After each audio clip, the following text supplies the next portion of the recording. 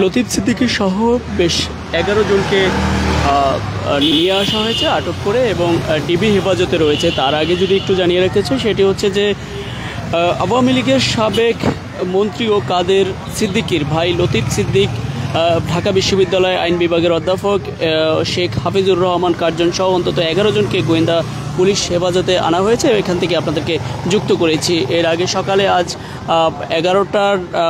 12টা নাগাদ একটি কর্মসূচি দেয়, অর্থাৎ একটি অনুষ্ঠানের আয়োজন করে ডিআরইউতে রিপোর্টার্স ইউনিটিতে, এবং সেখানে একটি গণ্ডগোল হয়, অর্থাৎ মঞ্চ 71-এর ব্যানারে একটি এই প্রথম মুক্তিযোদ্ধার চেতনা বা মুক্তিযোদ্ধাদের নিয়ে একটি আয়োজন করা হয়েছিল এবং পরবর্তীতে সেটিকে ঘিরেই মূলত এই আজকের ডিআরইউতে গণ্ডগোল হয় এবং সেই গণ্ডগোল থেকে মূলত লতিফ সিদ্দিকী সহ 11 জনকে আটক করে নিয়ে আসা হয় এবং আটক করে প্রথমত শাহবাগ থানায় নিয়ে গেলেও পরবর্তীতে সেখানে যোগাযোগ করলে জানা যায় যে ডিবি কার্যালয়ে নিয়ে আসা হয়েছে। যতটুকু আমরা নিশ্চিত হয়েছি যে ডিবি কার্যালয়ে এখন বর্তমানে রয়েছে এবং এখান থেকে আপনাদেরকে যুক্ত করে দেখানোর চেষ্টা করছি। একটু যদি জানানোর চেষ্টা করি সেটি হচ্ছে যে আজকে সকালে মঞ্চ 71 মুক্তিযুদ্ধের ইতিহাস বিকৃতি রোধ, মুক্তিযুদ্ধের সম্মান রক্ষা এবং ইতিহাস সংরক্ষণের উদ্দেশ্যে গঠিত এই প্ল্যাটফর্মের প্রথম কর্মসূচি ছিল এই অনুষ্ঠানটি। এতে প্রধান অতিথি হিসেবে উপস্থিত থাকার কথা ছিল সংবিধান প্রণয়ন কমিটির চেয়ারম্যান ও গণফোরামের সাবেক সভাপতি ডক্টর কামাল হোসেনের।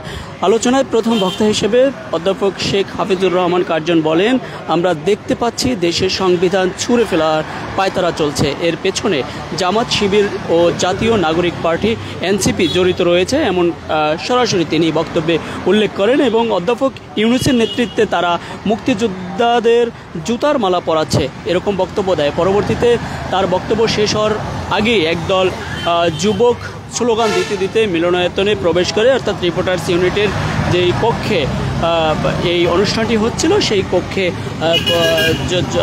যুবক 20 থেকে 25 জন যুবক আসে এবং পরবর্তীতে জুলাইয়ের হাতিয়ার গর্জে ওঠো আরেকবার, লীগ দর জেলে বর, জুলাইয়ের যোদ্ধারা এক হও, লড়াই করো এমন স্লোগান দিতে দিতে এবং গোলটেবিলের আলোচনার ব্যানার ছিঁড়ে ফেলে এবং এ সময় আলোচনায় অংশ নেওয়া ব্যক্তিদের অবরুদ্ধ করে রাখা হয়। পরবর্তীতে দুপুর 12:30টার দিকে পুলিশ এসে তাদের হেফাজতে নেওয়া হয় এবং প্রত্যক্ষদর্শীদের মতে সেখানে হচ্ছে জুলাই যোদ্ধা ব্যানারে আলামিন রাসেলের নেতৃত্বে কয়েকজন যুবক অনুষ্ঠানে উপস্থিত লতিফ সিদ্দিকী সহ অন্যদের ঘেরাও করে রাখেন এবং মিলনায়তনের তাদের অবস্থান ঠেকানোর চেষ্টা করেন। এটি হচ্ছে সেখানের বিভিন্ন সোর্সের মাধ্যমে বা যারা ওইখানে ছিল সেগুলোর মাধ্যমে আমরা যতটুকু জানতে পেরেছি। অনুষ্ঠানে উপস্থিত মুক্তিযোদ্ধা গোলাম মোস্তফা বলেছিলেন এবং সব দল মতের মুক্তিযোদ্ধাদের আমন্ত্রণ জানানো হয়েছিল এবং আমরা অনুষ্ঠানের শুরু করেছিলাম। লতিফ সিদ্দিক সাহেব বক্তব্য দিচ্ছিলেন এবং কামাল সাহেব তিনি কিন্তু থাকার কথা রয়েছিলেন, তিনি আসেননি।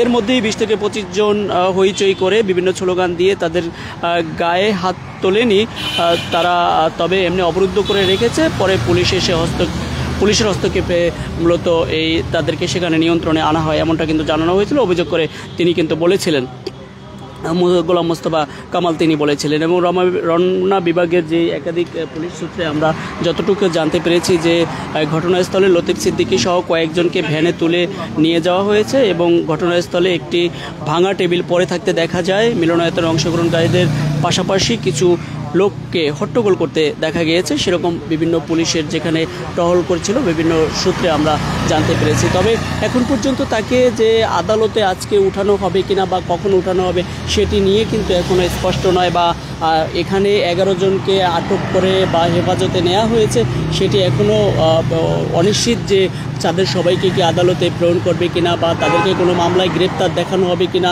এগুলো নিয়ে এখনও আনুষ্ঠানিকভাবে ডিবি কার্যালয় বা বলি বা যে শাহবাগ থানার পক্ষ থেকে আইনিভাবে কোনো ব্রিফিং করা হয়নি আনুষ্ঠানিকভাবে, সেটি এখনও অনিশ্চিত। এবং তাদের কতজনকে আদালতে প্রেরণ করা হয় বা তাদেরকে কি আদৌ ছেড়ে দেওয়া হবে কিনা বা তাদের নামে কোনো বিশেষ কোনো মামলা রয়েছে কিনা বা মামলা হবে কিনা সেটি নিয়ে এখন পর্যন্ত কিন্তু অস্পষ্ট। দর্শক, আবারও জানানোর চেষ্টা করব, সঙ্গে থাকুন। দেখছিলেন ইত্তেফাক ফেসবুক এবং ইউটিউবে সরাসরি লাইভের মাধ্যমে। সঙ্গে ছিলাম আমি ইলিয়াস আহমেদ।